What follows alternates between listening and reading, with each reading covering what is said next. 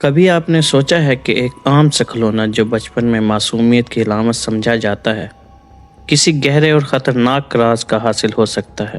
آج کی کہانی کچھ ایسے ہی کھلونے کی ہے جو نہ صرف ایک خاندان کی زندگی بدل دیتا ہے بلکہ ان کی خوشیوں کو ایک خوفناک خواب میں تبدیل کر دیتا ہے۔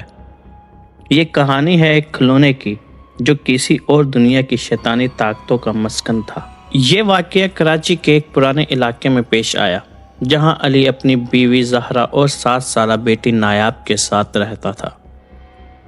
علی ایک عجیب شوق رکھتا تھا پرانے اور انوکھے کھلونے جمع کرنے کا۔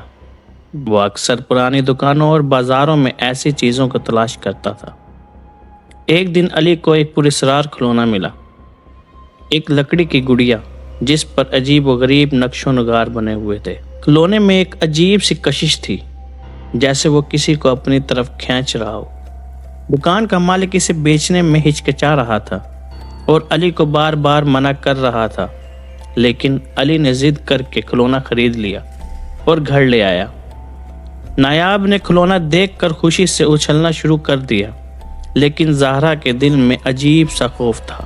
اس نے کھلونے کو ہاتھ میں لے کر غور کیا تو محسوس ہوا جیسے کوئی اس کے اندر چھپا ہوا ہے، لیکن وہ یہ خیال بھلا کر چپ ہو گئی۔ اس کھلونے کو گھر آئے کچھ ہی دن گزرے تھے اور گھر میں عجیب و غریب واقعات کا آغاز شروع ہو گیا تھا۔ ایک رات جب سب سو رہے تھے، زہرا کو لگا کہ کمرے کے باہر کسی کے قدموں کی آواز آ رہی ہے۔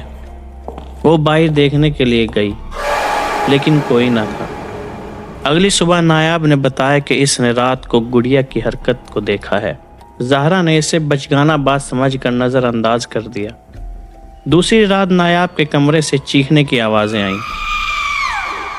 علی اور زہرا بھاگ کر کمرے میں پہنچے تو دیکھا کہ نایاب بے ہوش پڑی تھی اور وہ گڑیا اس جگہ بیٹھی تھی جہاں اسے رکھا ہی نہیں گیا تھا۔ زہرا نے علی سے کہا کہ کھلونے کو فوراً گھر سے باہر نکال دو، لیکن علی نے اس بات کو مذاق میں ٹال دیا۔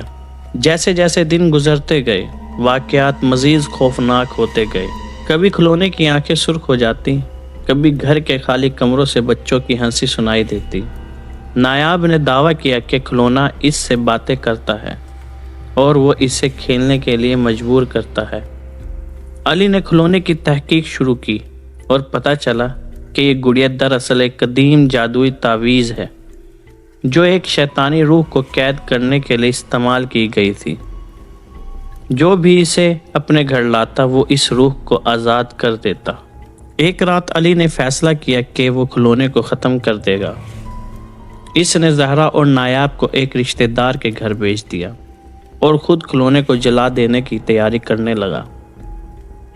جیسے ہی اس نے کھلونے کو آگ لگائی، پورا گھر لرز اٹھا، دیواروں پر خونی نقش و نمودار ہونے لگے اور ایک بھیانک سایہ علی کے سامنے آ کھڑا ہوا۔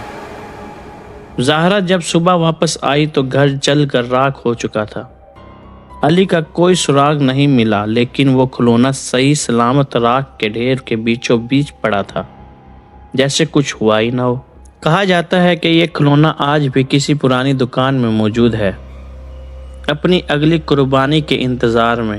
لیکن سوال یہ ہے، اگر آپ کو ایسا کھلونا مل جائے تو کیا آپ اسے خریدنے کی ہمت کریں گے؟ کمنٹ میں اپنی رائے ضرور دیں اور بتائیں کہ آپ اس کہانی کے بارے میں کیا سوچتے ہیں۔ یاد رکھیں، ہر چیز کو ہاتھ لگانا محفوظ نہیں ہوتا۔